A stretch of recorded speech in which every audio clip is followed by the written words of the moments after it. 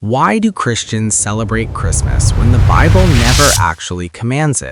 It's a question many believers have asked, and one that has quietly divided Christians for centuries. What many people don't realize is that for the first few hundred years after Jesus, Christians didn't celebrate his birth at all. Not because they rejected Jesus, but because the church didn't have a date and didn't view his birth as a commanded feast. So how did Christmas begin, and should Christians celebrate it today? Some Christians point to history of pagan origin. Long before Christmas was celebrated, the Roman world already observed winter festivals dedicated to their gods. These celebrations were deeply tied to idol worship, feasts, and cultural rituals of the season. When Christianity began spreading throughout the Roman Empire, believers didn't instantly erase those traditions. Instead, the early church faced a choice: allow those festivals to remain centered on false gods, or redirect the season toward Christ. Over time, Christians intentionally used that period of the year to turn people away from pagan worship and toward Jesus. Still, for some believers today, that history raises concern. They question whether a celebration that emerged from replacing pagan festivals should be observed at all, even if its focus was later changed. Others look to the example of the early church. The first Christians didn't observe Jesus' birth as a yearly event. Instead, their focus was on his life, his teachings, his sacrifice, and especially his resurrection.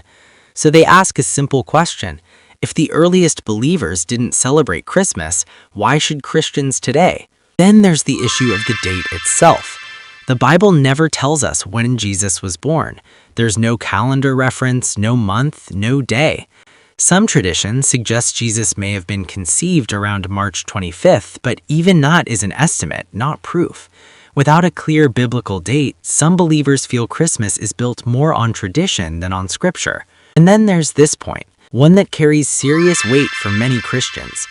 Nowhere in Scripture are believers commanded to celebrate Jesus' birth. There is no instruction, no feast day given to the church, no requirement. For some, that silence matters.